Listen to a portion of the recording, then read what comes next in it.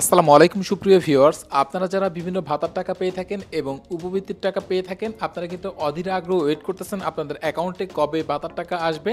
তো আজকের ভিডিওটা কিন্তু আপনার জন্য অনেক অনেক গুরুত্বপূর্ণ হতে যাচ্ছে, কারণ আজকের ভিডিওতে আপনারা জানতে পারবেন আপনাদের টাকাটা এক্স্যাক্টলি কত তারিখে আসতে পারে আপনাদের অ্যাকাউন্টে এবং কারা কত তারিখে পাবে আপনাদের টাকাগুলো। এবং অনেকেই কিন্তু প্রশ্ন করেছে যে উপবৃত্তির টাকা কেন পাচ্ছে না। আর আপনারা যারা ভাতার টাকার জন্য অধীর আগ্রহ ওয়েট করতেছেন, আপনাদের কিন্তু পেরোল পাঠানোর কথা ছিল 7 থেকে 15 তারিখের মধ্যেই, অর্থাৎ আজকে কিন্তু আপনাদের পেরোল পাঠানো শেষ হয়ে গেছে। সকল কার্যক্রম কিন্তু নির্ভুলভাবে প্রত্যেকটা সমাজসেবা অধিদপ্তর কিন্তু আপনাদের পেরোলটা পাঠিয়ে দিয়েছে এবং আপনাদের পেরোল অনুযায়ী কিন্তু আপনাদের টাকাগুলো বাংলাদেশ ব্যাংক হতে কিন্তু আপনাদের জন্য যেই বরাদ্দকৃত পেরোল করা হয়েছে, এই পেরোলের অনুযায়ী কিন্তু আপনাদের জন্য বরাদ্দকৃত অর্থ পাস করা হবে এবং বাংলাদেশ ব্যাংক থেকে এটা অনুমোদন হলেই কিন্তু আপনারা মোবাইল ব্যাংকিংয়ের মাধ্যমে G2P পদ্ধতিতে আপনাদের অ্যাকাউন্টে পেয়ে যাবেন। তো এই টাকাটা এক্স্যাক্টলি আপনারা কত তারিখে পাবেন, এটাই হচ্ছে সকলের প্রশ্ন। এবং উপবৃত্তির টাকা যাদের আটকে গেছে তারা কিভাবে পাবেন এবং উপবৃত্তির টাকা আগে পেত এখন পাচ্ছে না কি কারণে, এটা নিয়েও কিন্তু কথা বলবো ভিডিও শেষে। পেরোল পাঠানোর পরবর্তী কতদিনের মধ্যে টাকাটা চলে আসে, আমরা যদি পূর্ববর্তী বছরগুলো অর্থাৎ আগে যেভাবে টাকা দেওয়া হতো তুলনা যদি করি, সেক্ষেত্রে কিন্তু আপনাদের পেরোল পাঠানোর 1 থেকে 2 সপ্তাহের মধ্যে অর্থাৎ 1 সপ্তাহ পর থেকে কিন্তু অনেকের অ্যাকাউন্টে টাকাগুলো পাঠানো হয়ে গেছে। এবং সামনে যেহেতু দুর্গাপূজা আসতেছে, আপনারা অনেকেই প্রশ্ন করতেছেন যে পূজার আগে টাকাটা পাবেন কি না।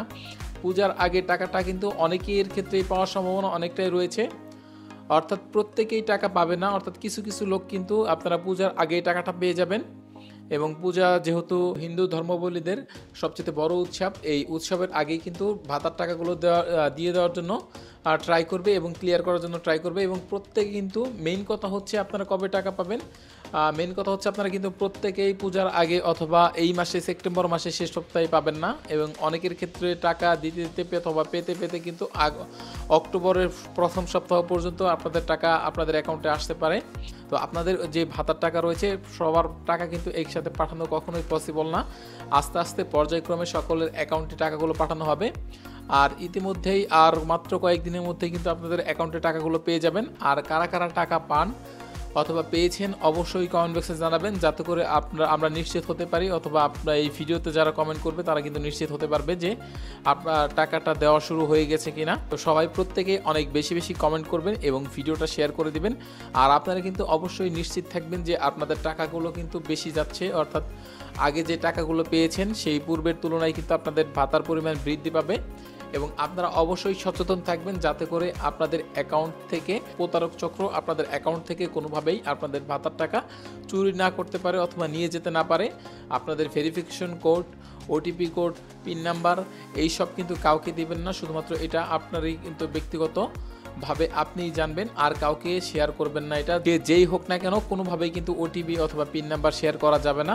যাই বলুক না কেন, যা ইচ্ছে তাই বলুক, এগুলো কিন্তু লাগে না। আপনাদের টাকা পেতে অথবা টাকা পাওয়ার জন্য কিন্তু কখনোই ভেরিফিকেশন কোড অথবা ওটিপি লাগে না, শুধুমাত্র আপনার নাম্বার হলেই কিন্তু আপনার টাকাটা পাবেন।